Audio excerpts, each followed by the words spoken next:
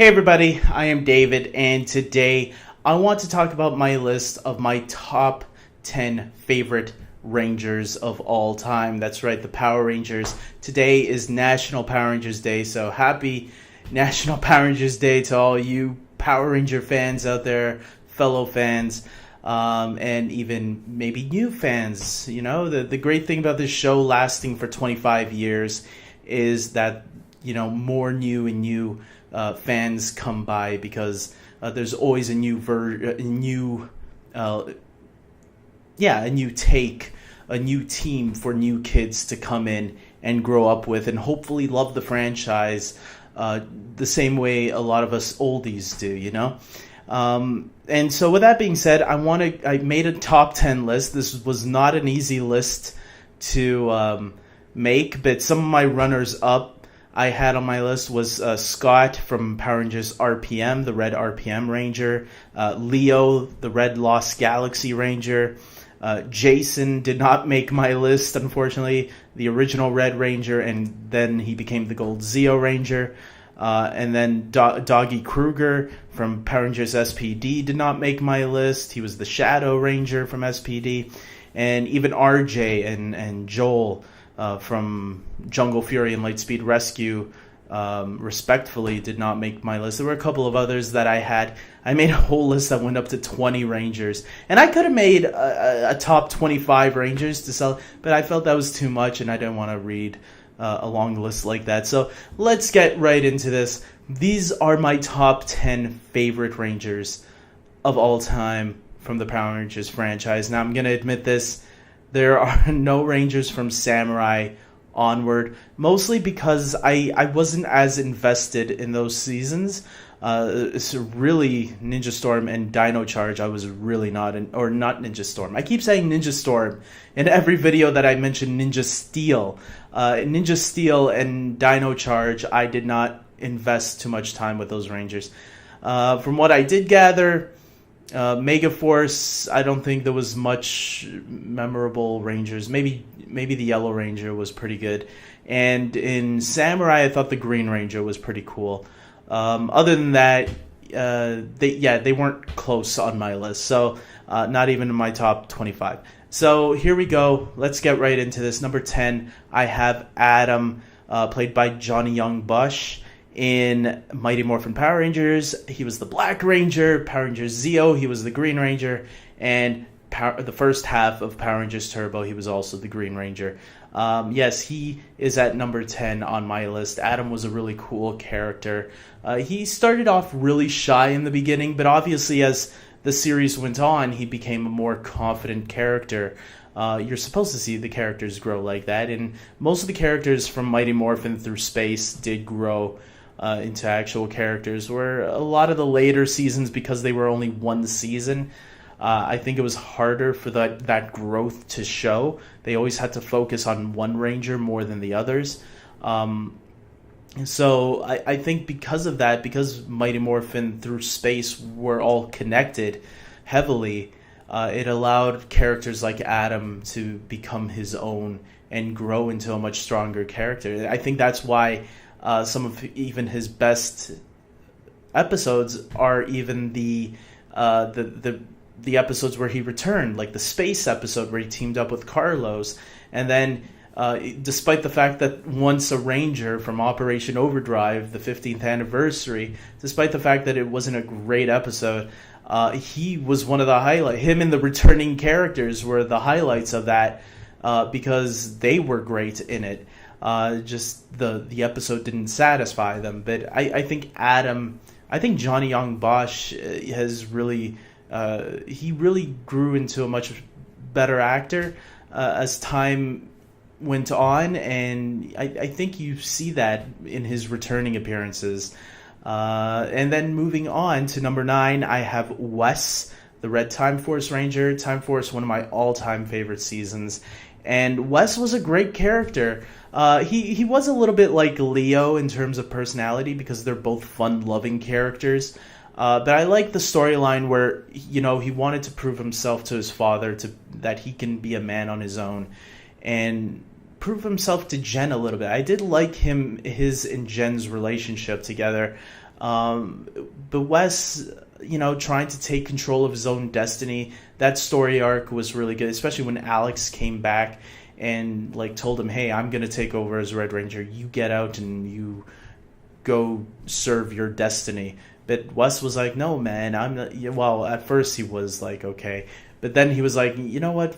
Screw Alex. I'm gonna take control of my own destiny." I just thought it was weird that Wes thought it was okay to date someone that his future great great great great grandson was in love with. So that's kind of awkward thinking about it. But other than that, Wes is a great character, and it's always great to see him back. One of the characters that I'm really excited about that is returning in the 25th anniversary. That's going to be cool.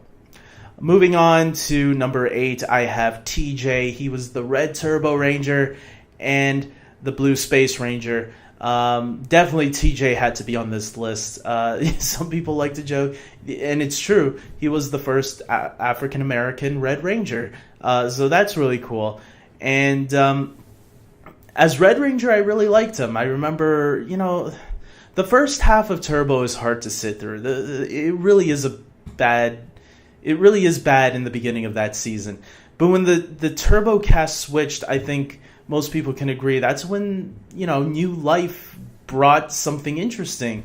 Because here were these characters we didn't know anything about, and we were learning about them as the rest of the season went on. And I think TJ was just as great as he was in Red as the Blue Ranger too. I think he was probably maybe even stronger in some aspects because and it showed that the color doesn't define the Ranger. It's the Ranger that defines the Ranger, because there were times, despite TJ being demoted to Blue, some people would look at that as a demotion. TJ took command once in a while. There was that Psycho Ranger incident where the Psychos took control over the Megazord and Andros didn't want to bail ship. But TJ's like, "Oh no, that was Carlos." But there was another episode, let me explain this one, where Andros found out about Astronema being his sister. And TJ was the one that was like, "You know what? I got to take command because clearly our leader isn't in the right state of mind right now." And TJ was the one that took command. And I actually thought that was bold of TJ to do because, this is the guy that knows more about space. But clearly he's not in the right area to lead. And I thought that made TJ seem pretty badass, personally, to stand up to Andros like that. And it showed that he still had those leadership qualities when he was the Red Ranger. So I don't think he I think him and Andros had kind of they knew when to let a certain person lead. And even though Andros was a dick during that moment, TJ was the one who came out on top. In that group of episodes, that story arc.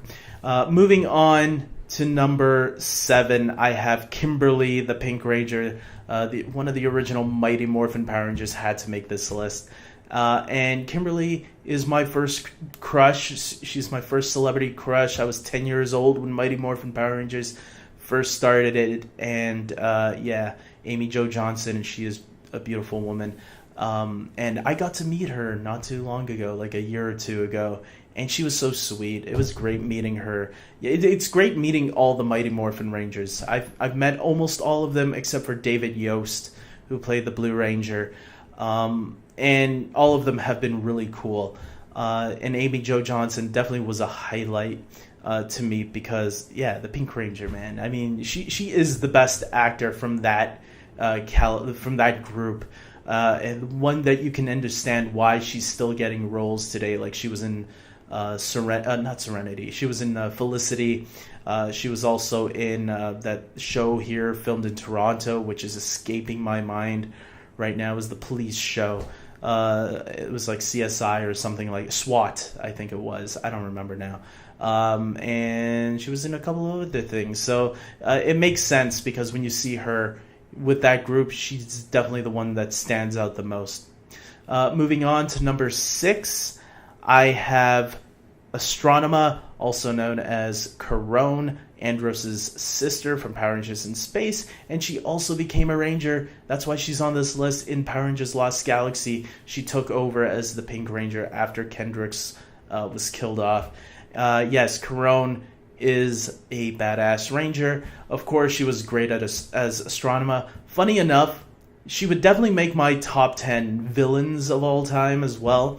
But funny enough, I don't think she was that great in the beginning as Astronema. I think she was very hammy and over the top, where her not so great acting skills showed. But I think the producers realized what her strengths were, and that's why I think later on in the season they toned her down a bit and made her more interesting. And then when they made her into a cyborg, when they had her under control of Dark Spectre, I think they made her even much more. She was kind of like Locutus from Borg, the Borg from Star Trek The Next Generation when Patrick Stewart was taken over. I think that's probably where they even got the idea from.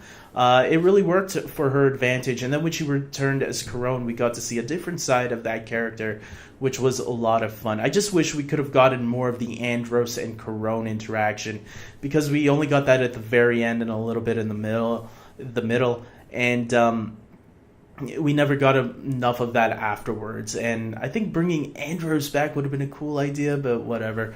Maybe the comics will give us a little bit of that, if you know what I'm saying. Moving on to number 5, I have Dylan, the Black RPM Ranger. Dylan was the most badass Ranger in Power Rangers RPM, which was the last season that I watched fully. I really liked a lot of that cast and wish I could have had Scott, the Red Ranger from that season, also on this list, but Dylan was my favorite. I know some people would probably pick Ziggy. I liked Ziggy, the Green Ranger, but he was a little bit too much comedy for me. And I like the comedic Rangers, don't get me wrong. I think they're great. Joel almost made my list, but I think Ziggy was too much. But yes, Dylan was my kind of Ranger. I like the more badass characters, and when they work, I think they work really well. I think Dan Ewing played the role really well. I know he's big in Australia right now. It would be nice if he kind of got some more roles here in North America too, but whatever's working for him, I'm very proud for him. He was a really good, that whole cast was really good, so there you go. Moving on to number 4, I have Eric, the Quantum Ranger, another badass character you gotta have on this list. Eric was the original badass before Dylan was. Well, okay, you could pick a couple of others, but Eric was one that, you know what, he started off as a loner, and I'm surprised how long they kept him as a loner. And you could start to see when he started growing closer to the Rangers, when he was like, okay, I don't really like you, but I'm going to help you in this instant. So he wasn't too much of a douchebag, but when he wanted to be, he could. But I felt that was like the growth of his character, right? And by the end of the season, him and Wes patched things up, and obviously we got to see a different dynamic between him and Wes in Power Rangers Wild Force, where him and Wes were more partners by that point. And I actually really did like his interaction with Taylor, the Yellow Wild Force Ranger. I thought those two had good chemistry. And I heard that there were rumors at the time of that episode, the Time Force Wild Force team up, where Eric, Wes, and Taylor were going to get a spin-off about the Silver Guardians, and Taylor was going to join them. And I thought, man, I would love that. I don't even need the Power Ranger aspect, because those 3 characters alone, I thought, would make a great series. Taylor, unfortunately, didn't make my list, not even my top 20. I'm sure she probably would have cracked into my top 25, but I didn't get that down in the list to really know where she would land. Moving on to my 3rd favorite Ranger of all time, Tommy. That's right, the Green Ranger, the White Ranger, the Red Zeo Ranger, the Red Turbo Ranger, and the Black Dino Thunder Ranger. Tommy has had the most powers in the history of the franchise. He's the face of the franchise for a lot of people. And, the way that Saban and even the comics right now how they always focus on Tommy makes perfect sense. I mean, he was the one, that's when the series really got popular. And for myself, I think Tommy was the best when he was white. I do. That sounds weird saying it like that. When he was the White Ranger, when he was the Green Ranger, he was great too. Even when he was losing his powers, but I liked it that he got the promotion of being leader. And funny enough, that wasn't originally supposed to happen, but it was great that he did. I didn't like him so much in the Red Zeo. He was okay, but Red Turbo, I felt like Jason David Frank was like punched out. Like, I want to get out of this show, man. And then I feel like Dino Thunder, he was back in it. It was cool seeing him as a mentor to a team. Like, he was in the Zordon position, but still as a Ranger. That was really cool. So, yeah, Tommy had to make the list. So, I get it if anybody does. And I know there's a lot of Tommy haters out there, but guess what? This is my list. Let me make it the way I want. So, moving on to number 2, I have Jen. That's right, Jen is the Pink Time Force Ranger. She is the most badass female ranger of all time, and obviously one of the most badass rangers, period. It doesn't matter if you're a male or a female, I'm fair here. And Jen deservingly deserves to be on top of Tommy. I know that sounds dirty, and I'm sorry. I didn't mean for it to come out that way, but it's true. She is the best. She deserves to be higher than any other ranger on this list. Except for one, but I'll get to that one very soon. She obviously also took control of her own destiny. I love that she was the leader of her team because she was tough as nails, deservingly so. She had some challenges to face, especially with Alex, in trying to bring down the man who killed Alex, which was Ransik. One of my all-time favorite moments is that scene at the very end of the finale where she confronts Ransik and she just has this burst. She looks like a vein is about to pop out of her head. I love it. I think Irene Cahill is amazing as Jen, and I can't see nobody else, and which I'm sure I can be proven wrong. But Irene Cahill, I'm going to tell you, she is the sweetest person I have ever met, even more sweeter than Amy Jo Johnson. I went to Power Morphicon 2. I got to meet her there. That was back in 2010, so it was about 8 years ago, and 9 years ago. And she is the sweetest person. I had a smile on my face the rest of that weekend, and she was great. So moving on to my number 1 favorite ranger, it's Andros, the Red Space Ranger. He is my favorite ranger of all time. This to me is the ranger that set the standards for complex rangers going forward, I should say. Because obviously I liked the rangers beforehand. Obviously Tommy is there, and Kimberly is on my list too, and Adam. But it was Andros that really made me interested in the stories of these characters, because Mighty Morphin Power Rangers to Power Rangers Turbo, for me, Power Rangers was always like, okay, I like the action more. I don't care about the sides, the B stories that are going on, like Tommy just forgetting things, or what is it? Ashley has to fix a car, or Kimberly has to blow her nose. I don't know. Those were not the stories I cared about so much. I just wanted the Rangers to kick ass, fight rubber monsters with their weapons and Zords. But it was Space that started making me more interested in the characters more than the action sequences. Like, man, I'm getting invested in these characters, and Andros was that one that I really stuck to the most. Maybe it was because of how much of a loner he was. Like, Jason David Frank recently said Tommy's a loner, but I'm like, you should see Andros. He's like the biggest loner of any character in the Power Ranger universe. They've tried to mimic Andros a little bit with some other Red Rangers and Sixth Rangers later on, but they never work as well. I just think the way Christopher Kamen Lee played it also helped a lot, because, and maybe you should thank Jonathan Zachor, who was the producer, the head producer at the time, who told Christopher Kamen Lee to distance himself from the cast sometimes to kind of get that loner feel to it, and it worked. You can't blame him. Plus, his his ongoing search to find his sister was really cool, and finding out that his sister was the villain the entire time, even though it was pretty obvious when you're a kid in high school like I was at the time. You know, you still follow it, and you're still like invested. I feel I was invested in it. So by the time the series ends, Andros has these huge sacrifices to make. He has to kill Zordon. He has to kill his sister, even though he didn't want to kill. Oh no, he killed his sister accidentally. So there was a lot of crap going on. You feel bad for the guy, but thankfully he was rewarded with one thing. Zordon kind of, after he got wiped out, he kind of left Karone alive. So that was really nice, and they all lived happily ever after. But when Andros returned for the Lost Galaxy team up, and then returned again for Forever Ed, that was great, because that was the Ranger that I was always excited about seeing again, because he was so great. And I know Christopher Kamen Lee looks so different now that you would be like, man, I don't think we'll ever see Andros again. I would love to see Andros again somehow. I would love it to be played by Christopher Kamen Lee.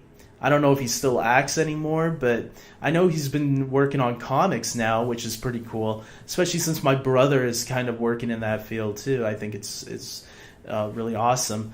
But if he ever finds a way to get back, like maybe I can get into shape this one year to kind of get back into the show again, because people want to see my character. I don't know. I would love for them to somehow bring him back, work out a deal. Because Andros is the best Ranger of all time to me.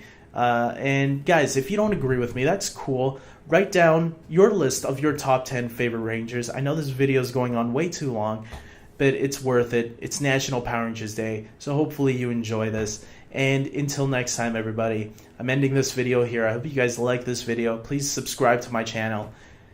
And until next time, take care.